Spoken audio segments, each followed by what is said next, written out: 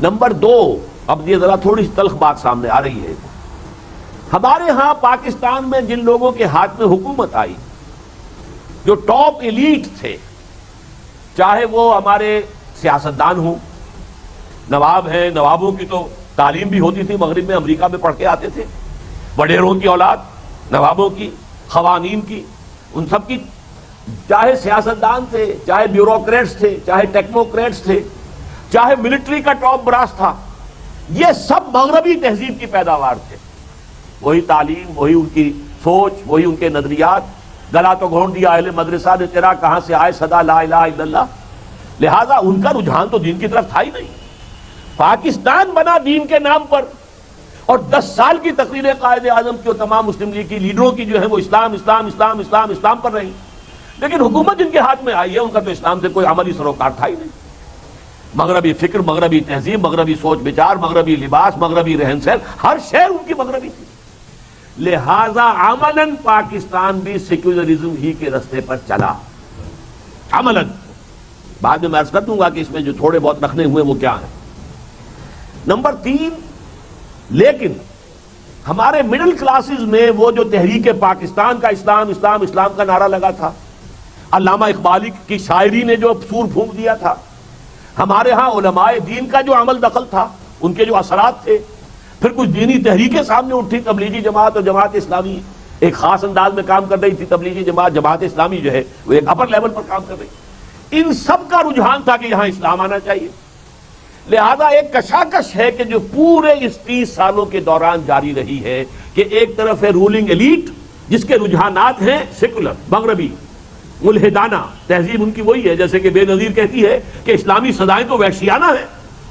آخر یہ جملہ ایک زبان سے نکلا، وہ بھی ایک وڈیرا خاندان کی چشم و چراغ ہے، مغرب سے تعلیم حاصل کیا، آکسفورڈ میں پڑھی ہے، تو ذہن تو اس کا وہی ہے۔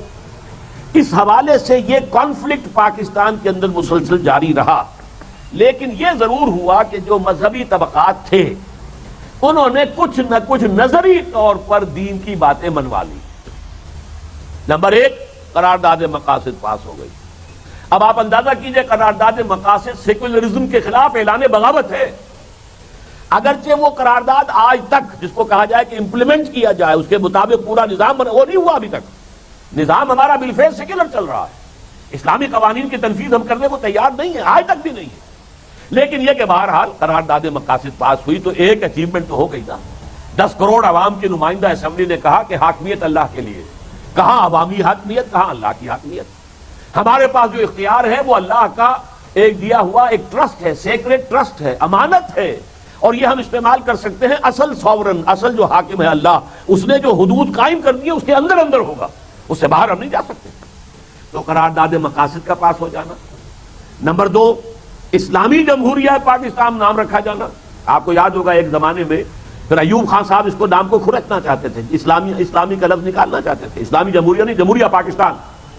لیکن یہ کہ چونکہ یہاں مذہبی عناصر تھے، عوام میں ان کی کچھ نہ کچھ پذیرائی تھی، چاہے الیکشن میں ان کی نمائندگی نہیں ہوتی خاص، اس لیے کہ یہاں تو اکثریت جو ہے عظیم، جو ہمارے ووٹروں کی تعداد ہے، وہ تو وڈیروں اور جاگیرداروں کے تھمب کے نیچے ہے، ان کے انگوٹھے کے نیچے ہے۔ لہذا دینی جماعتوں کو الیکشن کے اندر کوئی خاص پذیرائی حاصل نہیں ہوتی۔ 3 4 آدمی آ کر زیادہ زیادہ 10 15 20 آدمی 300 کے ہاؤس میں، اب وہ کیا کریں گے؟ کچھ بھی نہیں کر سکے، ایفیکٹو نہیں ہو سکے۔ لیکن یہ کہ عوام میں تو ان کا عمل دخل تھا، لہذا یہ ایوب خان جیسا ڈکٹیٹر بھی وہ اسلامی جمہوریہ پاکستان کے نام میں سے اسلامی نہیں نکال سکا۔ پھر یہ کہ پہلے علماء بورڈ بنا، اس کے بعد کاؤنسل آف اسلامک آئیڈیالوجی بنا دی گئی کہ وہ جائزہ لیتی رہے گی قوانین جو ہے ان میں غیر اسلامی کون کون سے ہیں، ان کو کیسے اسلامی بنایا جائے۔ وہ آج تک بھی قائم ہے کاؤنسل آف اسلامک آئیڈیالوجی۔ پھر ایک دفعہ بھی آ گئی 227 دستور کے اندر کہ یہاں کوئی قانون جو ہے وہ اس قرآن اور سنت کے منافی نہیں ہو سکتا، لیکن اس کو جو ہے امپلیمنٹ کرنے کا کوئی راستہ اس میں بیان نہیں کیا گیا، بلکہ یہ کہا گیا آئیڈیالوجی کاؤنسل جو ہے بس وہ غور کرتی رہے گی بس۔ لہذا کاؤنسل آف اسلامک آئیڈیالوجیز کی جو رپورٹیں ہیں، سفارشات ہیں، ان کی جو الماریاں تو بھر گئیں، وزارت قانون میں، وزارت داخلہ میں، وزارت امور مذہبی میں الماریاں بھری ہوئی ہیں ان کی سفارشات کی، اور کروڑوں روپیہ لگا ہے اس اسلامک آئیڈیالوجی کاؤنسل پر، لیکن نتیجہ کچھ بھی نہیں۔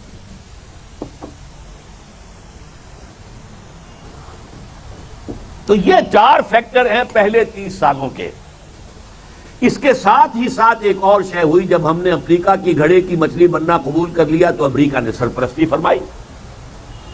گندم بھی آ رہی ہے، PL 480 کا معاملہ چل رہا ہے، اور گھی کے ڈبے بھی آ رہے ہیں، سیبر جیٹ بھی ہمیں دیا ہے، پیٹن ٹینکس بھی دیے ہیں. ظاہر بات ہے کہ چونکہ اس کی پالیسی کا تو اب اس وقت سب سے بڑا جو تھا معاملہ وہ تھا containment of Russia, containment of communism policy. ہم اس میں ان کے مددگار، ان کے ساتھی، ان کے فرنٹ سٹیٹ جو بن گئے ہم، لہذا انہوں نے ہماری سرپرستی کی، اور یقیناً اس کا ہمیں کچھ نہ کچھ فائدہ بھی پہنچا. سن 65 کی جنگ میں جو ہم بھارت کے حملے کو برداشت کر سکے، اس میں اس امریکی امداد کو دخل ہے. حالانکہ عین اس وقت تو انہوں نے بند کر دیے، ہتھیار دینے بھی بند کر دیے، لیکن ہمارے پاس سیبر جیٹ تھا جو بھارت کے پاس نہیں تھا. یہ سپیریئر جیٹ تھا ہمارے پاس، لہذا سن 65 کی جنگ میں ہماری فضائیہ کا پڑا بھاری رہا. ہمارے پاس پیٹن ٹینک تھا جو ہلکا ہے، جلدی جلدی سے ادھر سے ادھر جو ہے وہ گھوم سکتا ہے. ان کے ابھی سیکنڈ ورلڈ وار کے جو ہیں وہ شرمن ٹینکس تھے، بھاری بھاری دیو ہے، کل ان کو کروٹ لینے میں بھی بڑی دیر لگتی تھی. تو یہ چیزیں ہمارے لیے مفید ہوئی ہیں، ہمیں جو ہے حقیقت اس کو سمجھنا چاہیے. لیکن ایک منفی نتیجہ جو نکلا وہ یہ تھا کہ وہاں سے جو خیرات آنی شروع ہوئی، اس نے ہمارے اندر سے حمیت اور غیرت کا جنازہ نکالا. مصنوعی خوشحالی پیدا ہوئی. ہم نے اپنی معیشت کو یعنی اس کے اپنی بنیادوں پر استوار کرنے کی کوشش نہیں کی. ہم اسی میں فخر کرتے رہے، ہمارے ہاں دیکھو خوشحالی ہے، ہندوستان میں بہت برا حال ہے. کوئی سیاح آتا ہے پاکستان سے ہندوستان جاتا ہے تو کہتا ہے کہ میں تو ایک ترقی یافتہ ملک سے ایک بہت پسماندہ ملک میں آ گیا ہوں، بڑے خوش ہو گئے ہم. کوئی ہندوستان سے ہو کر پھر پاکستان میں آتا کہتا کہ میں تو ایک بہت ہی پرانے اور پسماندہ ملک سے ایک ترقی یافتہ ملک میں آ گیا ہوں، ہمیں خوشی ہو گئی. لیکن ہماری جو ہے اصل معیشت اپنی بنیادوں پر کھڑی نہیں ہو رہی تھی، بلکہ یہ گویا کہ ان کی امداد کے طفیل ہمارے ہاں ایک مصنوعی خوشحالی پیدا ہوئی. یہ ہے پہلے 30 سال. اب آئیے اس کے بعد سن 77 سے سن 92 تک کے 15 سال. ان 15 سالوں میں عالمی سطح پر بعض واقعات بڑے اہم ہوئے. نمبر 1، ایران میں ایک انقلاب برپا ہوا، پوری دنیا میں تہلکہ مچ گیا. ملیٹنٹ اسلام آن دی مارچ. نیوز ویک اور ٹائم کے اتنے موٹے موٹے ضخیم خاص جو ہے ان کے ایشوز آئے. ملیٹنٹ اسلام آن دی مارچ، اسلامک فنڈامنٹلزم آن مارچ. یہ تو بڑا خطرے والی بات ہے.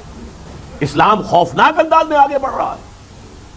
اچھا، جب ایران میں یہ انقلاب کا معاملہ چل رہا تھا، ہمارے ہاں بھی ایک نظام مصطفیٰ تحریک اٹھی، اور اتنی زوردار اٹھی کہ واقعہ یہ ہے کہ اگر جو لوگ انہوں نے یاد ہے تو تحریک پاکستان کے زمانے سے بھی کہیں زیادہ بڑھ کر جوش و خروش تھا نظام مصطفیٰ تحریک کا. لیکن نتیجہ یہ نکلا کہ وہاں ایران میں اینٹی شاہ موومنٹ تھی وہ، لیکن اسے ہائی جیک کر لیا علماء نے. علماء کی حکومت قائم ہو گئی، گویا کہ ایک مذہبی انقلاب آ گیا. ہمارے ہاں علماء اور مذہبی جماعتیں ڈیوائیڈڈ تھیں. اگرچہ ٹوکن ایک علامتی طور پر تو صدر بنایا گیا تھا مفتی محمود صاحب کو، لیکن یہ کہ حقیقت میں تو یہ جماعتیں انہیں اپنا لیڈر ماننے کو تیار نہیں تھی. کیا مولانا نورانی انہیں اپنا لیڈر مان سکتے تھے؟ نہیں. پھر یہ کہ پگاڑا صاحب اور اصغر خان صاحب، وہ کیا حقیقت مولانا مفتی محمود صاحب کو وہ اپنا لیڈر مان سکتے تھے؟ لہذا یہاں جو ہے آرمی آ گئی، اس نے ہائی جیک کر لیا.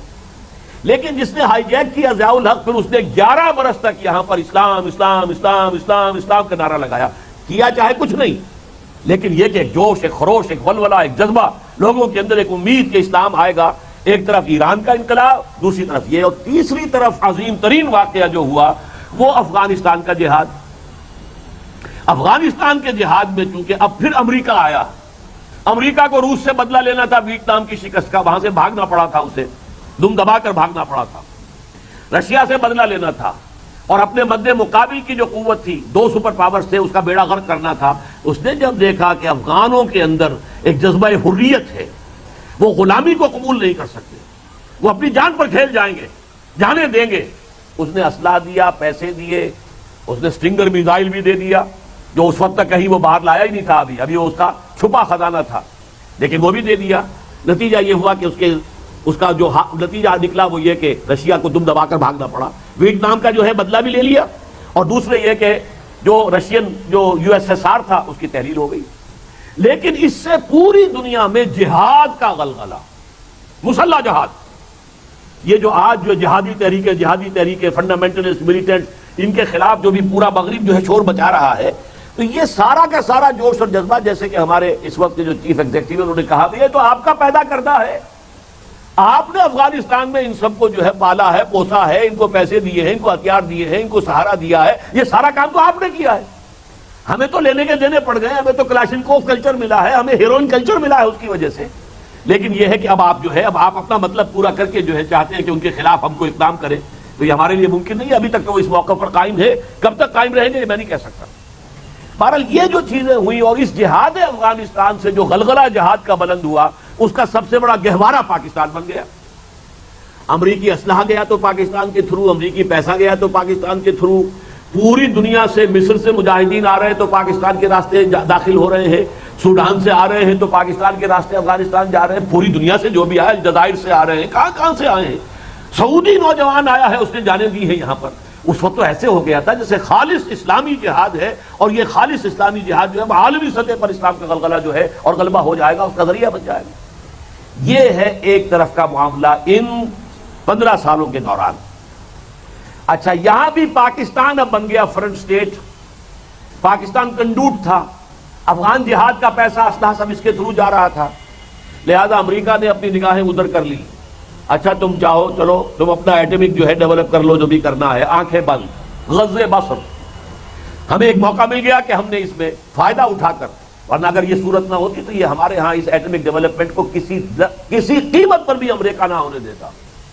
وہ تو جو ہنری کسنجر نے کہا تھا بھٹو کے بارے میں کہ ہم تمہیں ایک عبرتناک مثال بنا دیں گے، جب بھٹو نے یہ کہہ دیا تھا کہ ہم گھاس کھا لیں گے لیکن ایٹم ہم ضرور بنائیں گے۔ سن 74 میں چونکہ دھماکہ کر دیا تھا بھارت نے، تو اس کے مقابلے میں وہ چاہتے تھے کہ ہم بھی دھماکہ کریں، لیکن یہ کہ ابھی ہمارے پاس اس کا ساز و سامان بھی نہیں تھا۔ لیکن اب یہ ہے کہ امریکہ نے جو ہے اپنا منہ ادھر کر لیا کہ اچھا جو تمہیں کرنا ہے کر لو، بنا لو جو بنانا ہے۔ اس کے علاوہ اس دور میں وہ جو میں نے کہا تھا کہ اسلامی اور سیکولر کی جو کشمکش چل رہی تھی، اس میں بھی کچھ اسلام کے اعتبار سے ضیاء الحق صاحب نے پیش قدمی کی۔ پہلا کام یہ کیا کہ قرارداد مقاصد ابھی تک وہ تھی پری ایمبل میں، دیباچے میں تھی، اسے اٹھا کر دستور میں دفعہ 2(2)(a) اب وہ گویا کہ آپریٹو کلوز ہے پاکستان کے دستور کا، یہ ایک ختم ہو گیا۔ اور آگے نمبر 2 انہوں نے یہ کیا کہ فیڈرل شریعت کورٹ قائم کر دی کہ وہ جائزہ لے گی کہ کون سے قوانین اسلامی ہیں کون سے غیر اسلامی ہیں، اور جس کو غیر اسلامی قرار دے دے گی فیڈرل شریعت کورٹ وہ نل اینڈ وائڈ ہو جائے گا، اس کی جگہ پر اسلامی قانون بنانا۔ اگر کوئی معاملہ جو ہے وہ مرکزی حکومت کا ہے تو مرکزی حکومت بنائے، اور اگر کوئی پروونشل معاملہ ہے تو پروونشل حکومت بنائے۔ یہ ایک بہت بڑا قدم تھا، اگرچہ ضیاء الحق صاحب نے 2 ہتھکڑیاں پہنا دی، 2 بیڑیاں ڈال دی۔ دستور پاکستان تمہارے دائرے سے خارج، جوڈیشل پروسیجرل لاز، یعنی جسے ہم کہتے ہیں کہ یہ جو ہے ضابطہ دیوانی اور ضابطہ فوجداری، یہ بھی تمہارے دائرے سے خارج، مسلم فیملی لاز بھی تمہارے دائرے سے خارج، مالی معاملات بھی 10 سال تک کے لیے تمہارے دائرے سے خارج۔ تو یہ اگرچہ غیر مؤثر رہی فیڈرل شریعت کورٹ، جیسے کہ کونسل آف اسلامک آئیڈیالوجی غیر مؤثر رہی، آج بھی وہ 3 بیڑیاں تو اس کو پڑی ہوئی ہیں، 2 ہتھکڑیاں اور ایک بیڑی کھل گئی تھی کیونکہ وہ 10 سال کے لیے تھی۔ مالی قوانین 10 سال تک جو ہے تمہاری دسترس سے باہر رہیں گے۔ وہ جب 10 سال پورے ہو گئے تو فیڈرل شریعت کورٹ نے بینک انٹرسٹ کو ربا قرار دے کر اور حرام قرار دے دیا۔ 1991 میں یہ فیصلہ بھی آ گیا۔ یہ دوسرا بڑا لینڈ مارک ہے جو نظری اعتبار سے موجودہ تہذیب کو چیلنج ہے۔ پہلا چیلنج تھا سیکولرزم کو کہ نہیں، ہم اللہ کی حاکمیت کے قائل، حاکمیت انسانوں کی نہیں ہے، اللہ کا حق ہے۔ وہ سیکولرزم کا بیڑا غرق اور انسانی جو ہے حاکمیت کا تصور ختم، نظری طور پر عملاً نہیں ہوا، نظری طور پر تو ہوا نا۔ اسی طریقے سے نظری طور پر پاکستان میں جو اس پورا دنیا کا عالمی مالیاتی اور اقتصادی نظام ہے، اس کی تو اصل بنیاد سود ہے، اس کو حرام قرار دے کر گویا کہ اس نظام کے خلاف یہ اعلان بغاوت پاکستان سے ہو گیا ہے۔ اب اس کی امپلیمنٹیشن ہوتی ہے نہیں ہوتی ہے، کس رفتار سے ہوتی ہے، یہ دوسرا معاملہ ہے۔ لیکن نظری اعتبار سے جو اس وقت کی غالب تہذیب کو جتنا بڑا چیلنج دیا تھا قرارداد مقاصد نے، اتنا ہی بڑا چیلنج ہے فیڈرل شریعت کورٹ کا 1991 کا فیصلہ، جس پر کہ اب 1999 میں جو شریعت اپیلیٹ بینچ ہے سپریم کورٹ کا، اس نے بھی اس کی تصدیق کر دی۔ بہرحال یہ تو ہوا پازیٹیو حصہ جو ہے ان 15 سالوں کا۔ نیگیٹو یہ ہے کہ ہیروئن کلچر آیا ہمارے ہاں، کلاشنکوف کلچر آیا ہمارے ہاں، مذہبی دہشت گردی آئی ہمارے ہاں، ہتھیار آئے، تبھی تو دہشت گردی ہو رہی ہے نا۔ اور یہ کہ یہ جو بے دریغ پیسہ آیا ہے افغان جہاد کے لیے، اس میں سے ہمارے جرنیلوں نے جو کٹوتیاں کی ہیں، جو نلیاں کی ہیں، جو ارب پتی بن گئے ہمارے جرنیل. آپ نے پڑھا ہوگا ایک دفعہ نیوز ویک میں آیا تھا، دنیا کے ٹاپ کے جو سب سے زیادہ richest generals of the world, اس میں سب سے زیادہ تعداد پاکستانی جرنیلوں کی ہے.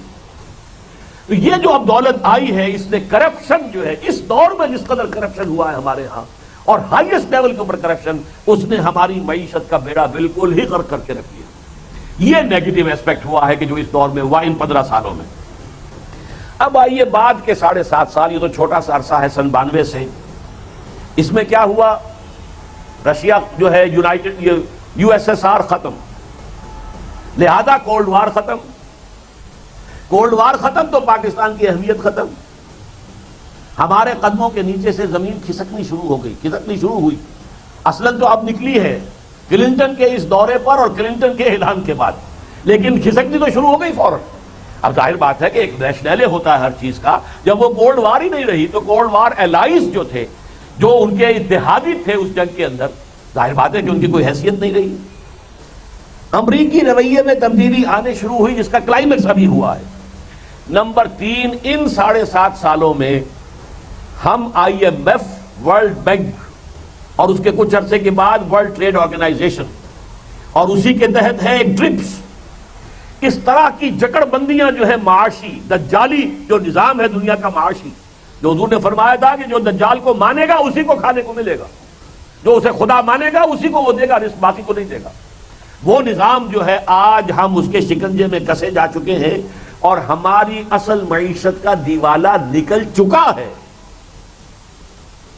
یہ تو اصل میں سپورٹس جو ہوتی ہیں، جیسے کوئی مریض پڑا ہوا اسپتال میں، ورچولی تو ڈیتھ اس کی ہو چکی ہے، لیکن دل پر بھی کوئی آلہ لگا رکھا ہے جس سے کرنٹ جا رہا ہے، دل صاحب دھڑک رہے ہیں.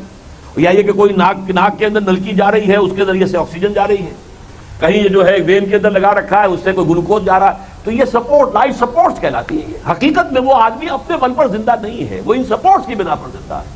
ہم اگر اس وقت زندہ ہیں تو یہ لائف سپورٹس، ان کی نئی قسط آئے تو ہمارا دھندا چلے، اور ان کی قسط آئے گی تب کہ ہم یہاں سے اپنا جو ہے قرض کی اور سود کی جو قسط ہے وہ ادا کریں. ہماری معیشت اب صرف اس ایک چکر میں ہے، اور ہماری موجودہ حکومت کی ساری مسائل، ساری جدوجہد صرف اس پر مرکوز ہے کسی طریقے سے ٹیکس کا بیس براڈ ہو، ٹیکس کی مقدار بڑھے، ہمارے ریونیو زیادہ ہو، تاکہ ہم سود ان کا ادا کر سکیں، تاکہ ان کی طرف سے فریش لونز ہمیں مل جائیں. کہیں سے خبر آ جاتی ہے ری شیڈولنگ کی تو بڑی خوشی ہو گئی، جشن بن گیا. کہیں سے خبر آ گئی ابھی جو آج کل میں آئی ہے کہ اب آئی ایم ایف جو ہے فلاں اتنے ملین کا لون جو ہے انہوں نے طے کر لیا ہے کہ دے دیں گے. جو ہماری فسکل پالیسیز ہیں اب ان پر انہوں نے اظہار اطمینان کیا، تو یہ گویا کہ بہت بڑی کامیابی ہماری. یہ ہماری معیشت کا حال ہو چکا ہے، اس جگہ ہم پہنچ چکے ہیں. اور یہ کہ اب جو ہے آ کر کلنٹن صاحب نے جو کہا، آپ ہمارے بڑے پرانے ہمارے الائی ہیں، کوئی شک نہیں ہے، ہم بڑی قدر کی نگاہ سے دیکھتے ہیں. آپ نے یو ایس ایس آر اور کمیونزم کے خلاف بھی ہمارا ساتھ دیا، اور آپ نے جو ہے ہر موقع کے اوپر جو ہے آپ نے ہمیں سپورٹ کیا ہے. ہم بھی آپ کے ساتھ جو بھی بھلائی کر سکتے تھے کرتے رہے ہیں. لیکن اب یہ کرو گے تو ہم آپ کے ساتھ چل سکیں گے، اور اگر نہیں کرو گے تو 2 لفظ استعمال کیے ہیں، you will be a failed state, ناکام ریاست. اگرچہ ہم چاہتے نہیں ہیں یہ کہ ہمارا دوست پاکستان جو ہے وہ ناکام ریاست قرار دیا جائے، لیکن دھمکی دے گئے. اور آئسولیشن، آپ پوری دنیا میں اکیلے ہو جائیں گے، کوئی آپ کے ساتھ دینے والا نہیں ہو، کوئی آپ کی مدد نہیں کرے.